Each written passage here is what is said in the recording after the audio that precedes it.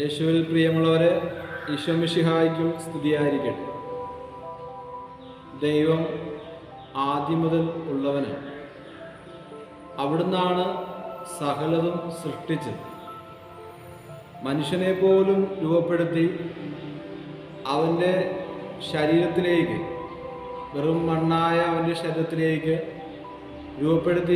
അവിടുന്ന് രൂപപ്പെടുത്തിയ ആ ശരീരത്തിലേക്ക് ജീവന്റെ ശ്വാസം അയച്ചതും ദൈവമാണ്.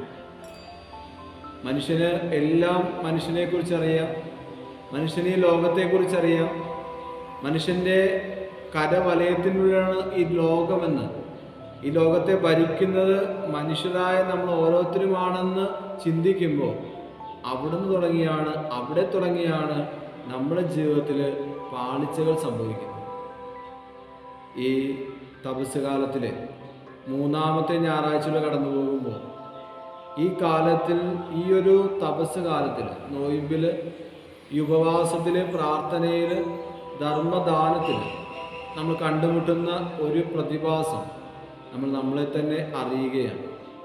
നമ്മൾ ആരാണ് എന്ന ബോധ്യത്തിലേക്ക് നമ്മൾ കടന്നു വരാം. ഈശോ പറയുകയാണ്, തൻ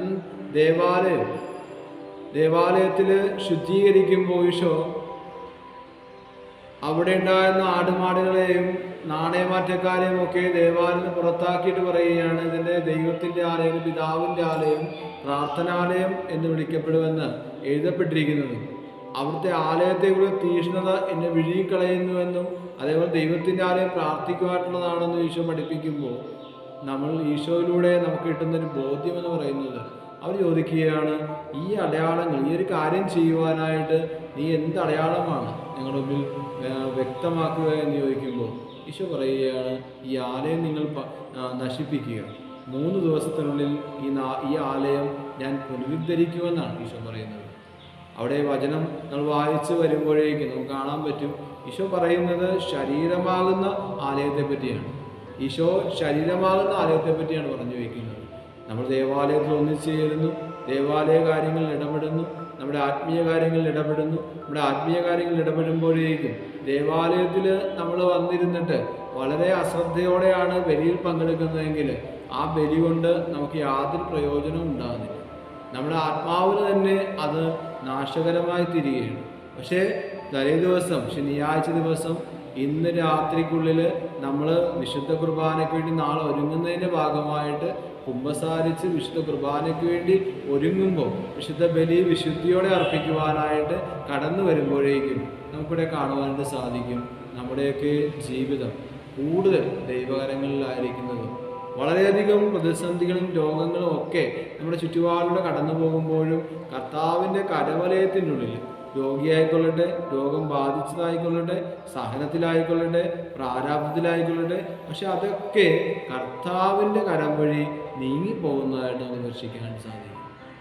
വീണാലും നമ്മൾ കർത്താവിൻ്റെ കരങ്ങളിലായിരിക്കും. പ്രിയമുള്ളവരെ, ഈ നോയിമ്പിൻ്റെ കാലത്ത് കടന്നു പോകുമ്പോൾ ഈശോ നമ്മളോട് പറയുകയാണ്, ശരീരമാകുന്ന ആലയം നീ പുനരുദ്ധരിക്കുക.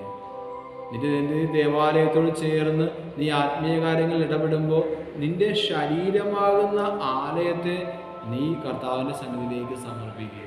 അവിടെ കർത്താവ് വന്ന് വസിക്കുവാനായിട്ട് നീ നിന്നെ തന്നെ പ്രാപ്തനാക്കുക.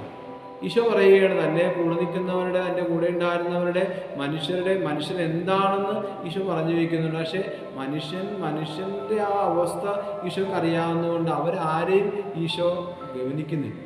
പക്ഷേ ഈശോ പറയുകയാണ്, എനിക്കിവരെ അറിയാം എന്ന് സുവിശേഷത്തിലൂടെ നമ്മളോട് പറയുകയാണ്. നമ്മൾ ഓരോരുത്തരും എന്താണെന്ന് ഈശോയ്ക്ക് അറിയാം. പക്ഷെ നമ്മൾ ഓരോരുത്തരും ആയിരിക്കുന്ന അവസ്ഥയിൽ നിൽക്കുമ്പോഴാണ് ഈശോ പറയുന്ന ഈ വചനത്തിലേക്ക് നമ്മളായിരിക്കുന്ന ദൈവത്തിൻ്റെ കരത്തിൻ്റെ ഉള്ളിലേക്ക് നമ്മളെ തന്നെ സമർപ്പിക്കുമ്പോൾ നമുക്ക് ദൈവകരത്തിലൂടെ അസാധ്യമായ പല കാര്യങ്ങളും സാധ്യമാകുമെന്ന്, രക്ഷ സംലഭ്യമായ ഈ കാലഘട്ടത്തിൽ ആ രക്ഷയെ പുൽകുവാനായിട്ട്, ആ രക്ഷിക്കപ്പെട്ടവനായിട്ട്, ആ കർത്താവിൻ്റെ കരവലയത്തിൻ്റെ ഉള്ളിൽ നിന്ന് ഒരു കുഞ്ഞപ്രകാരമാണ് നമ്മൾ കാണാറുള്ളൊരു ചിത്രപ്രകാരമാണ് ഈശോയുടെ കരവലയത്തിനുള്ളിലിരിക്കുന്ന കുഞ്ഞുങ്ങളെ നമ്മൾ കാണാറുണ്ട്.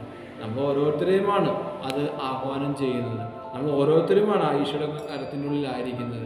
ഈശോ ദൈവത്തിൻ്റെ ശക്തിയും ദൈവത്തിൻ്റെ ജ്ഞാനവുമെന്നാണ് ക്രിസ്തുവിനെ കുറിച്ച് പറയുന്നത്. പ്രിയമുള്ളവരെ, കർത്താവിൽ നമുക്ക് ആശ്രയിക്കാം. ഈ ലോകത്തിൻ്റെ അന്ധകാരങ്ങളെ അകറ്റി പ്രകാശപൂർണമായ ജീവിതം നയിക്കുവാനായിട്ട് സ്വർഗത്തിൻ്റെ പ്രകാശം ഞങ്ങളുടെ മേൽ ചൊരിയണമേ എന്ന് ഈ മൂന്നാമത്തെ ഞായറാഴ്ച കടന്നു പോകുമ്പോൾ നമുക്ക് പ്രാർത്ഥിക്കാം. നമ്മുടെ എല്ലാ അശുദ്ധിയും കർത്താവ് എടുത്തു നീക്കട്ടെ. നമ്മുടെ ആലയങ്ങൾ പൗത്രീകൃതമാകട്ടെ. നമ്മൾ നാളെ പരിശുദ്ധമായ ദിനമാണ്. അത് വിശുദ്ധിയോടെ ആഘോഷിക്കുവാനായിട്ട് നമ്മുടെ കുംഭസാരങ്ങൾ വിട്ടുപോയിട്ടുണ്ടെങ്കിൽ അതിനെ പുനഃക്രമീകരിക്കുക. അതിനൊപ്പം തന്നെ വിശുദ്ധ കുർബാന ആ വിശുദ്ധിയോടെ അതിൽ പങ്കെടുക്കുവാനായിട്ട്, അശുദ്ധമായതൊന്നും എൻ്റെ ഇപ്പോഴുള്ള ജീവിതമല്ല, ഇനിയുള്ള ജീവിതത്തിൽ ഇത് വളരെ പ്രധാനപ്പെട്ടതാണ് എന്ന ബോധ്യത്തിലേക്ക് നിങ്ങൾ കടത്തിക്കൊണ്ടുവരാനുള്ള പരിശുദ്ധാത്മാവ് നിങ്ങളെ സഹായിക്കട്ടെ. ദൈവത്തിൻ്റെ ആത്മാവിൽ നിറഞ്ഞ്, ലോകത്തിൻ്റെ ആത്മാവല്ല ദൈവത്തിൻ്റെ ആത്മാവിൽ നിറഞ്ഞ് പ്രാർത്ഥിക്കുക.